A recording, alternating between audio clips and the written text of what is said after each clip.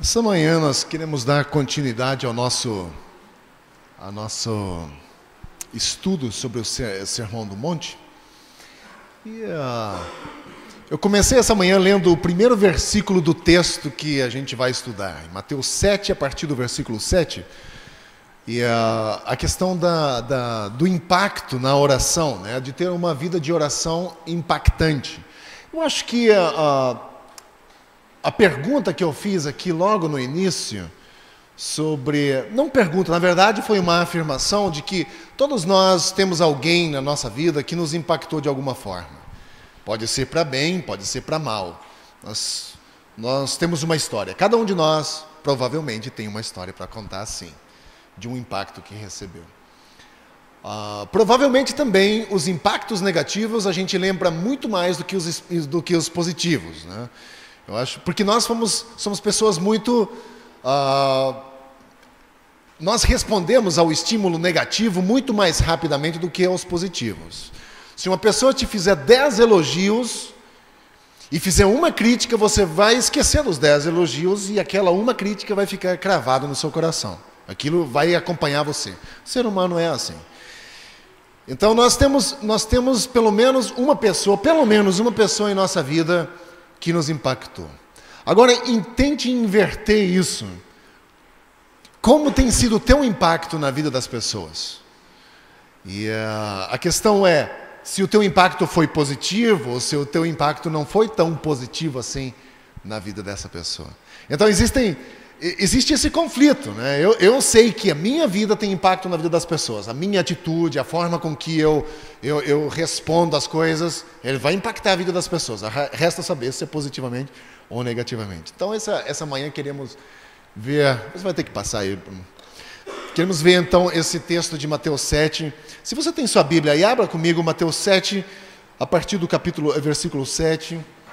Vamos até o 12, ler então esse texto.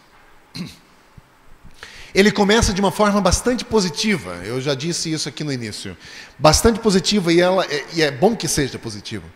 Nós precisamos também de coisas positivas para a nossa vida, nos encorajando também para dar força. Peçam e lhes será dado. Busquem e encontrarão. Batam e a porta lhes será aberta. Pois todo o que pede, recebe. O que busca, encontra.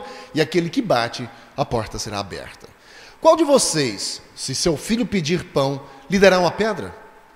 Ou se pedir peixe, lhe dará uma cobra? Se vocês, apesar de serem maus, sabem dar boas coisas aos seus filhos, quanto mais o Pai de vocês, que está nos céus, dará coisas boas aos que lhe pedirem. Assim, em tudo, façam aos outros o que vocês querem que eles lhes façam. Pois essa é a lei e os profetas. Só até aí.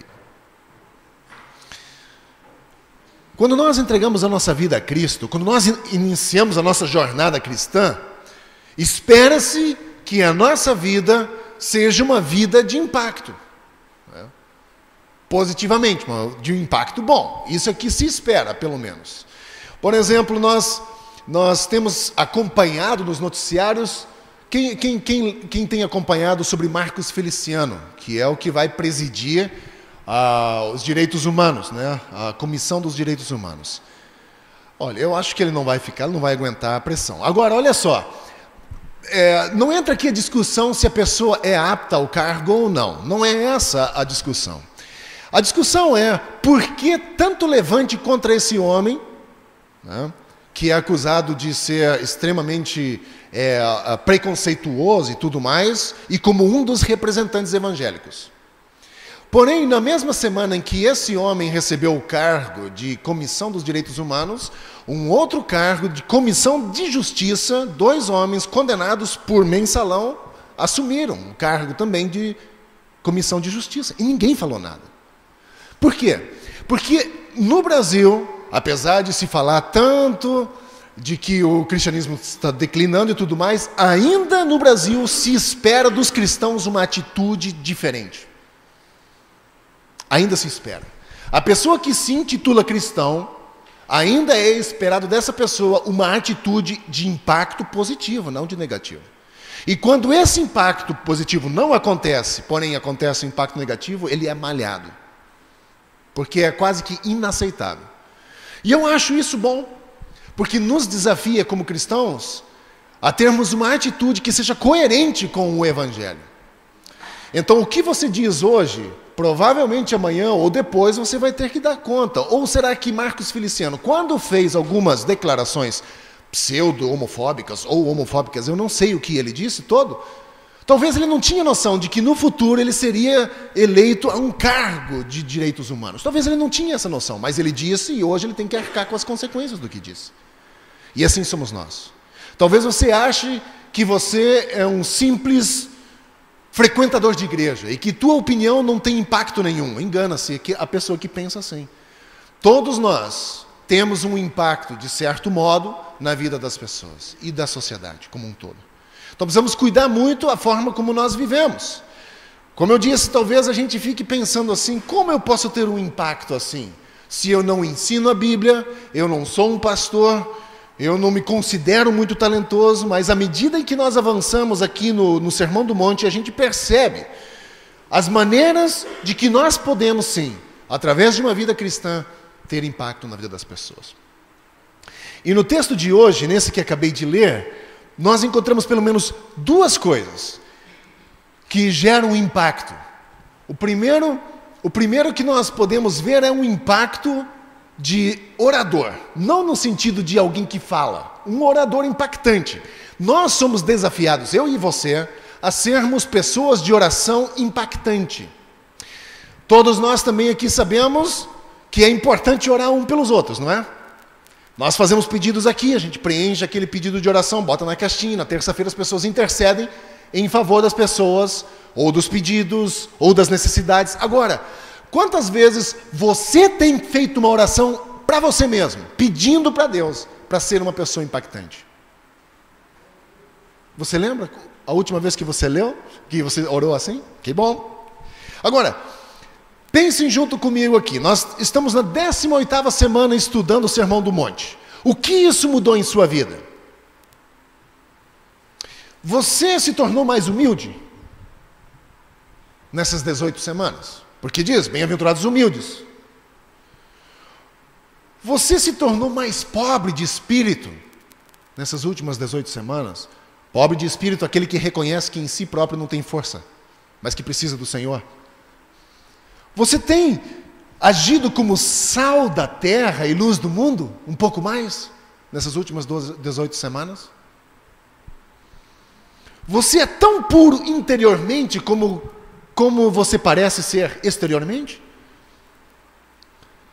Você segue a sua religião sem mostrar para as outras pessoas de que você é um religioso?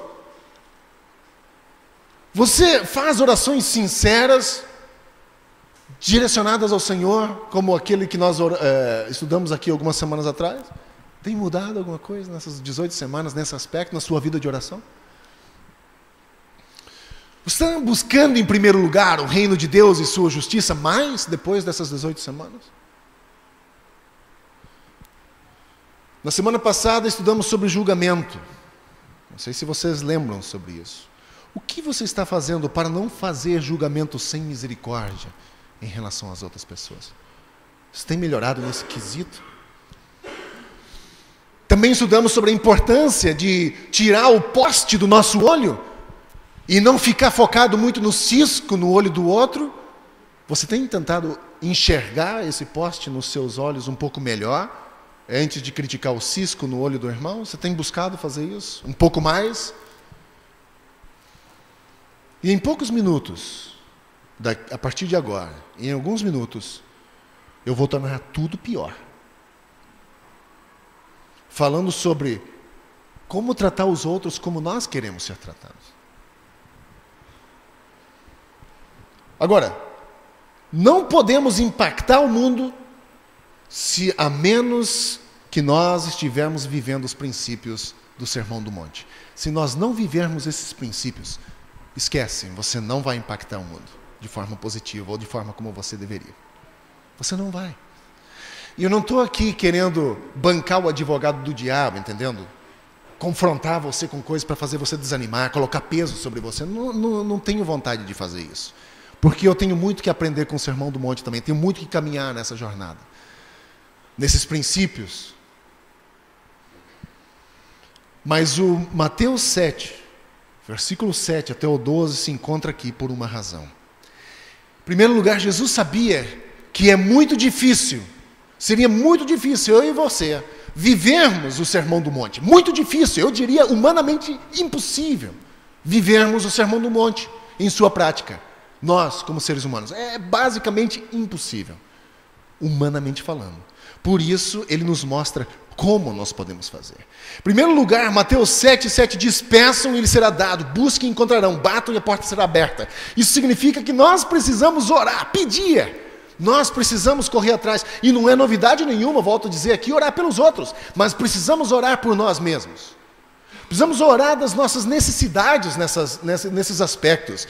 Todos os princípios do Sermão do Monte que eu ainda não estou vivendo, todas aquelas coisas que eu estou aquém, que eu não tenho força para fazer, eu preciso pedir de Deus para que me fortaleça, para que eu possa viver.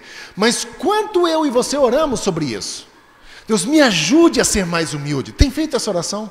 Me ajude a buscar mais o reino de Deus e tua justiça. Tem feito isso?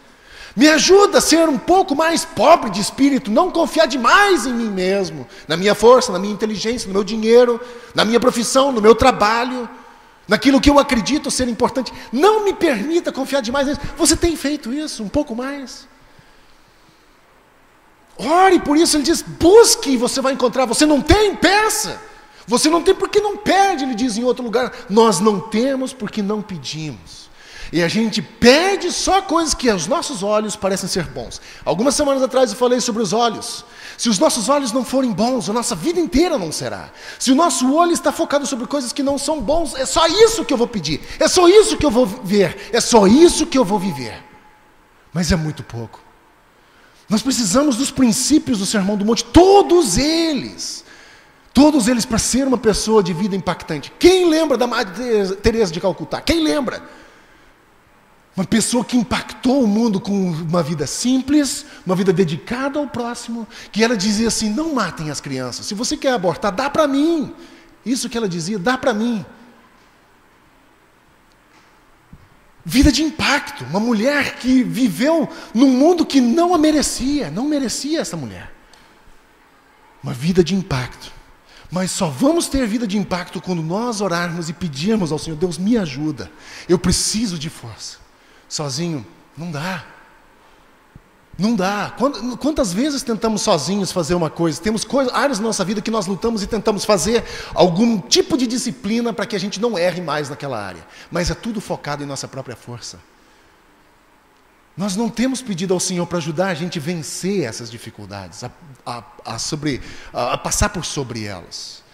Cada um dos ensinamentos de Jesus no Sermão do Monte é a vontade de Deus para a sua vida. Cada um desses ensinamentos. Deus não pede para um ser humilde, para outro ser pobre de espírito, para outro buscar o primeiro. Deus pede para você. Quando você lê esse texto, é para você. É eu. Eu preciso caminhar essa é a vontade de Deus. E às vezes a gente fica: Deus, qual é a tua vontade para a minha vida? Meu Deus do céu, está aqui. Não precisa interpretação nenhuma, não precisa mais nada, não precisa ficar orando: Deus, mostra a tua vontade para a minha vida, e fica sofrendo com isso o dia inteiro. Está aqui, escrachada, não está escondida, está aqui. Vontade de Deus para a sua vida. O Sermão do Monte é a vontade de Deus para a minha e para a sua vida. Agora, o que a gente faz? O que a gente faz com isso? Os ensinamentos se eles são realmente a vontade de Deus para a sua vida, nós precisamos sim orar, pedir para que Deus nos capacite a obedecê-los, ou a segui-los, a vivê-los, a aplicar em nossa vida. E eu disse aqui no início de que os verbos do grego pedir, buscar e bater, na verdade não é pedir uma vez, não é buscar uma vez, não é bater uma vez. Os verbos aqui são continue buscando, continue batendo, continue pedindo. É uma ação contínua, que começa e não para, você fica o tempo todo. Eu usaria até uma palavra um pouco chula, mas encher o saco de Deus, entendeu? Sabe aquela coisa de ir lá e pedir: pô, Deus, o que eu preciso? Eu não consigo sozinho.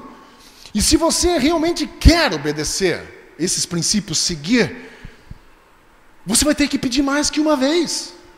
Em Lucas 11, Jesus conta uma história de um homem que recebeu visita, uma visita inesperada. Aí ele não tinha pão suficiente para oferecer para a visita. O que ele faz? Ele corre para o vizinho, bate na porta: por favor, eu tenho visita, não tenho pão suficiente, por favor, me empresta. Ele diz: vai embora, já estou dormindo, meus filhos já estão dormindo. Mas ele diz: eu preciso. E o homem diz: mas eu já... E ele continua batendo, até que aquele homem levanta e dá o pão a ele. Ele diz: se você não quiser dar esse pão para mim, tudo bem, mas é por causa do meu visitante. E dentro de uma cultura judaica, na época, o visitante teria que ser cuidado muito melhor do que o seu próprio filho. Era inconcebível você receber uma visita e cuidar mal do seu visitante. Então esse homem dá. Essa é um princípio. Jesus está ensinando um princípio de que nós temos que agir assim com Deus. Não aconteceu na sua vida ainda? Está lutando, está colecionando derrota? Continua pedindo. Nós não cantamos uma música aqui antes sobre a questão do está chorando louve. É fácil cantar aquilo, mas aplicar na nossa vida é difícil. Então, continue pedindo, continue buscando, continue batendo. Porque nós sabemos que a resposta de Deus não vai ser não. Mas a resposta de Deus é sim, quando nós fazemos. Porque essa é a vontade de Deus: ser mais humilde, buscar em primeiro lugar o reino de Deus e a sua justiça. Essa é a vontade de Deus. Se você não está conseguindo, peça. E você vai ter certeza que vai acontecer, porque essa é a vontade de Deus. Não precisa mais pedir se é ou não. A resposta já é sim, mas eu tenho que ir lá buscar. Essa é um trabalho, uma disciplina que eu preciso desenvolver na nossa vida. Nós, homens de natureza pecaminosa, e por escolha também somos pecadores de nascimento. Ele mostra aqui no versículo 11 que, apesar de sermos maus, sabemos dar boas coisas aos nossos filhos. Quanto mais o Pai de vocês, que está nos céus, dará coisas boas aos que lhe pedirem. Se nós somos pecadores por natureza e também por escolha, porque escolhemos pecar, o pecado não vem de acidente na nossa vida, pode acontecer uma ou duas vezes, mas muitas vezes nós escolhemos pecar, nós escolhemos fazer a coisa errada.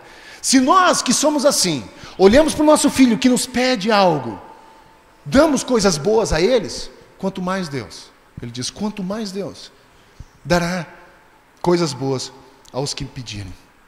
Gente, com que parte do Sermão do Monte você luta mais? Qual é o princípio de tudo isso que a gente leu até hoje? Sal da terra, luz do mundo, do julgamento, da humildade, da pobreza de espírito. Qual é o princípio que você mais luta em sua vida? O que é que você sabe que é a vontade de Deus, mas que não consegue cumprir? O que é? Você já tem pensado sobre isso? Você sabe que é a vontade de Deus, mas você não cumpre.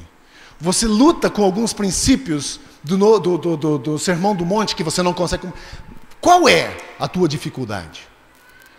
Eu encorajaria você a fazer um teste durante essa semana. Não quero te dar tarefa de casa, mas de manhã cedo, acorde de manhã cedo e peça a Deus forças para obedecer, forças para você aplicar aquele princípio na sua vida. No almoço, na hora que você for almoçar, faça um pedido, mais uma vez: Deus, me ajuda a obedecer esse princípio. Na hora do jantar, faça a mesma coisa. Na hora de dormir, faça a mesma coisa. Faça um teste, bata, peça, exige, use, abuse desse pedido. É a vontade de Deus para a sua vida. Se você está lutando nessas áreas, peça a Deus, que a todos dá, diz o texto em outra parte. Precisa de sabedoria para agir? Peça. Precisa de paciência? Muita gente diz: não peça paciência por Deus, porque senão vem tribulação. Porque você só recebe paciência através da tribulação. Não acredite nesse tipo de mentira. Isso não está na Bíblia. Nós precisamos ser pacientes. Se você não tem, peça a Deus. Sabe? Peça a Deus. E abuse mesmo do pedido. Em Marcos capítulo 11, versículo 22 a 24, não temos aqui, Jesus mostra ou conta uma história. Jesus estava sobre uma montanha, olhando o mar da Galileia. E ele diz: gente, para os discípulos dele, se vocês tiverem fé do tamanho de um grão de mostarda, vocês dirão ao monte: atira-te no mar, e vai acontecer. Durante muitos anos temos sido malhados, né? Dizendo: eu tenho fé agora, esse monte vai levantar. Continua aqui, não levantou, e começam a zoar. Mas nós temos que entender que o ensino de Jesus não estava se referindo a uma montanha, literalmente. Num contexto hebraico, num contexto judaico, montanhas sempre significavam problemas. Sempre. Eu gostaria que você fizesse uma alusão durante essa semana.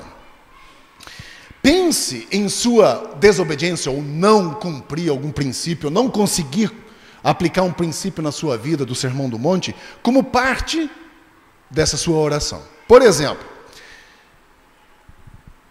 digamos que você não consegue aplicar o princípio da humildade na sua vida.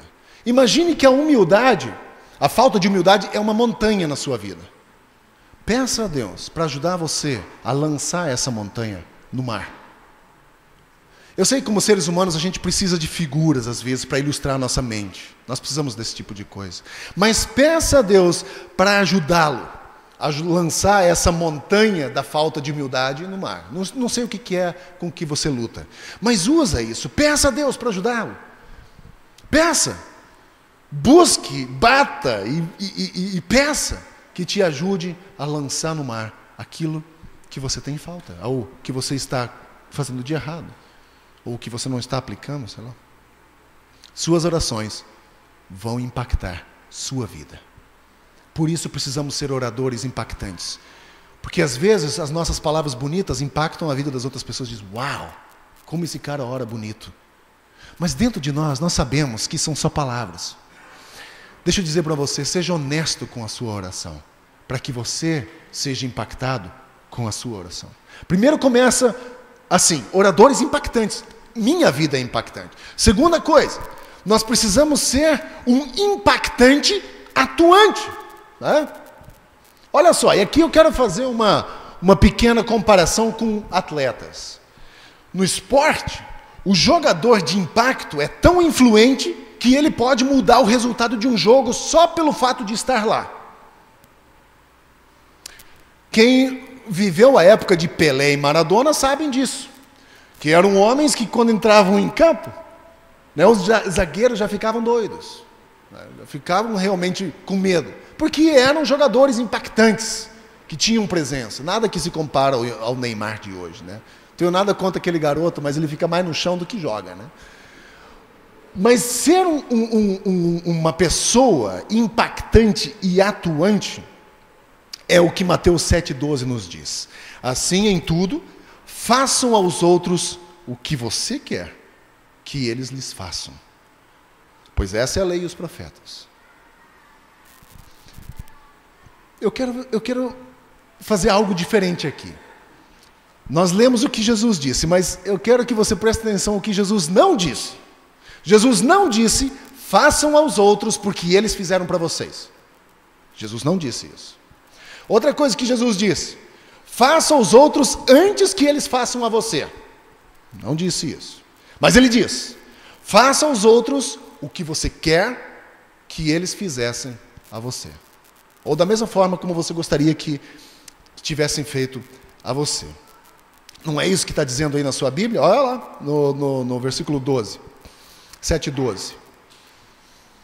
Assim, em tudo, façam aos outros o que vocês querem que eles lhes façam. E fazendo isso, estarão cumprindo a lei e os profetas. Jesus está dizendo, trate os outros como você gostaria de ser tratado. E aí começa o nosso problema, né? Porque quando nós nos referimos a tratar os outros, conforme o que o texto diz, quando nós tratamos os outros como nós queremos ser tratados, temos basicamente, diz o texto, cumprido a lei e os profetas. Isso significa, eu cumpri, obedeci a palavra de Deus. Eu obedeci. É isso que ele está dizendo aqui, vocês terão cumprido a lei e os profetas. Como todos os demais ensinos do Sermão do Monte, isso é impossível de fazermos por nossa própria força.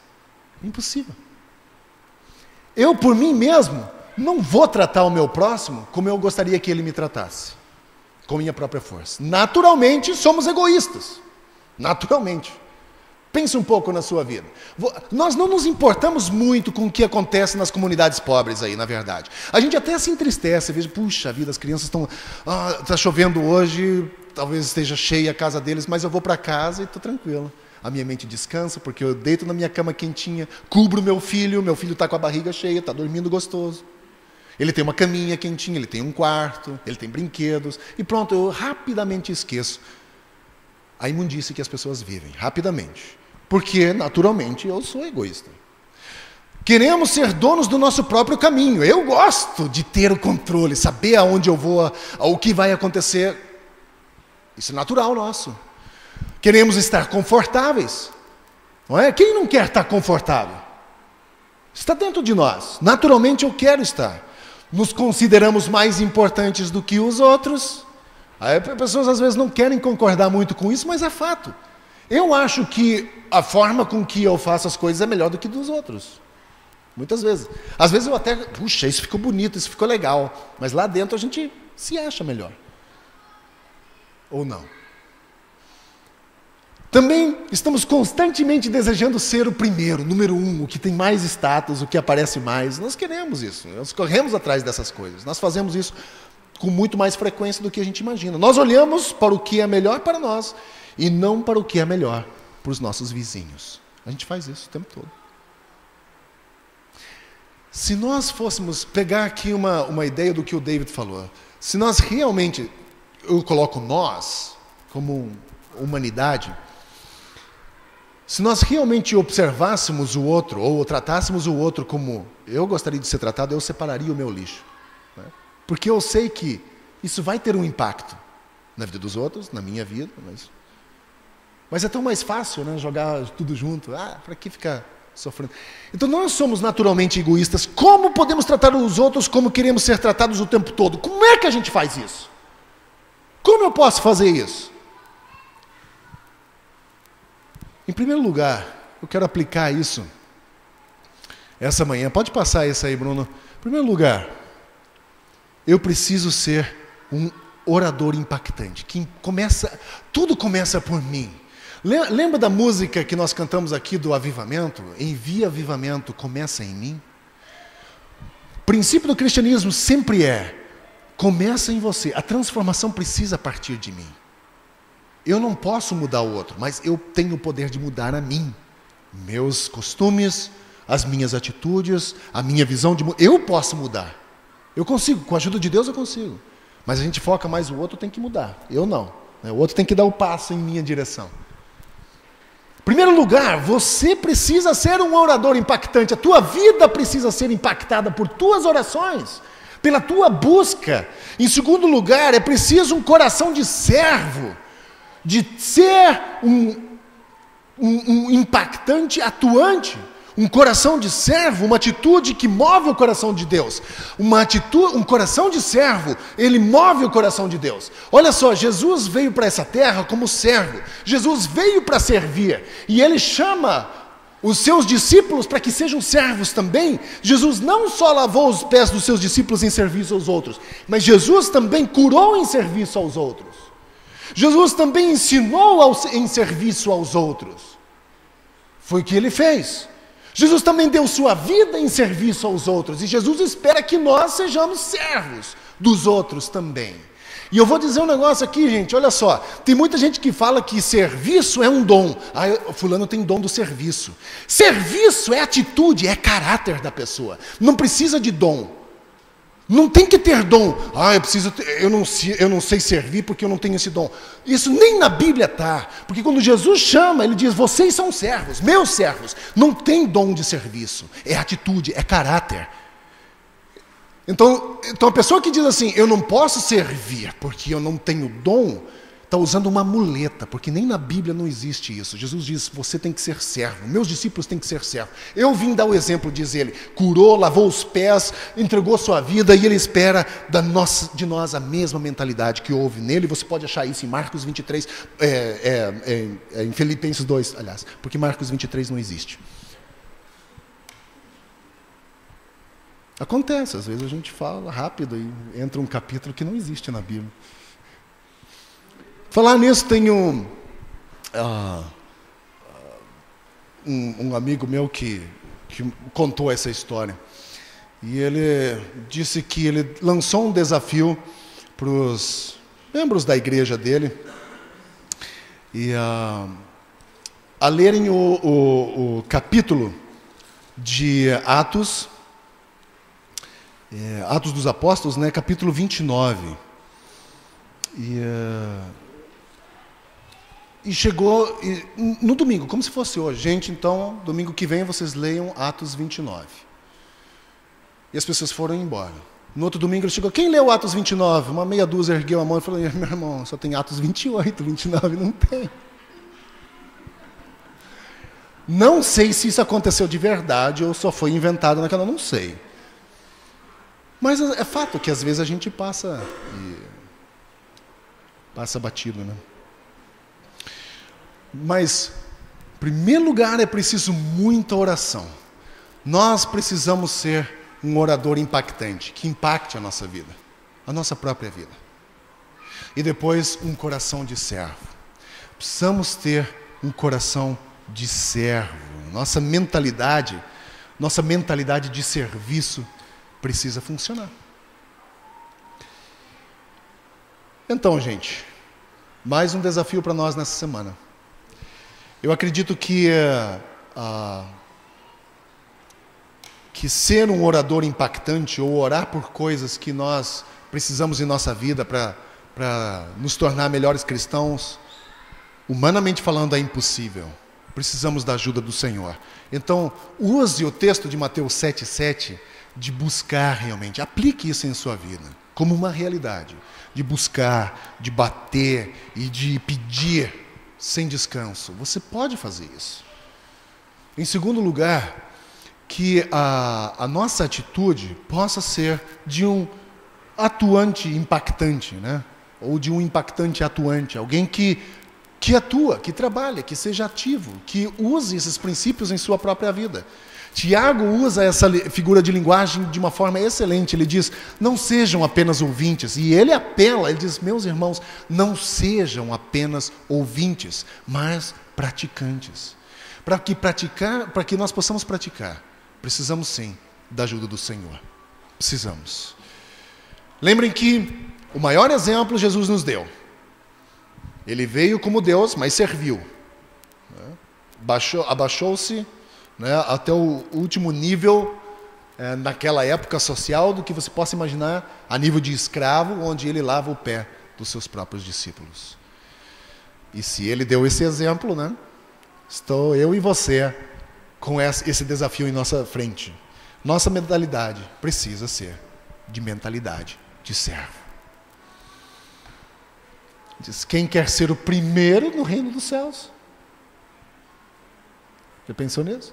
O que ele tem que ser? O que diz a Bíblia? Quem quer ser o primeiro precisa ser servo. Precisa mostrar. Como Hilmar Firstenau, que foi um dos professores da faculdade, ele dizia, quem não vive para servir, não serve para viver. Pode parecer duro, né? Mas sabe o que o mundo precisa? De cristãos que servem. De cristãos que calam a boca para criticar os outros, mas que atuam, sabe? Que estendem a mão, sem olhar para quem. Não posso ali porque o cara é gay. Não posso me envolver. Sabe? Ele é tão ser humano quanto eu e você. Tão ser humano. Nós precisamos de cristãos que sejam atuantes, que impactam a vida das pessoas. Eu acho que o envolvimento com as outras pessoas, às vezes a gente tem que arremangar a calça e a ponta e entrar na lama para resgatar. Jesus fez isso. Ele entrou na lama para resgatar a mim e a você. Mas aqui a gente se acha limpinho demais para pisar na lama, né? Sem se envolver com o pecado do outro, mas se envolva com a pessoa. Essa é a mentalidade de servo. Jesus veio, ele se envolveu com o ser humano, sem, porém, se envolver com o nosso pecado. Que Deus nos abençoe. Agradeço ao Senhor por cada um de vocês que está aqui nesse dia, por cada um de nós que ouviu esses princípios que precisamos aplicar em nossa vida. Faço votos para que você use esses princípios durante essa semana e que possa buscar do Senhor a ajuda que você precisa. Vamos orar então para encerrar essa manhã. Pai, em nome de Jesus, mais uma vez agradeço por esse tempo, por Tua palavra que nos desafia. E eu peço nesse dia que o Senhor nos fortaleça as nossas pernas para caminhar nessa jornada com o Senhor. Também capacite a nossa mente para que possa ter a mentalidade de servo e buscar no Senhor a força que precisamos para seguir em frente nos princípios que o Senhor deseja para que nós vivamos. E eu peço nessa manhã que a graça do Senhor Jesus, o amor de Deus o Pai, a comunhão e consolação do Espírito Santo seja conosco hoje e sempre. Oro isso em nome de Cristo. Amém.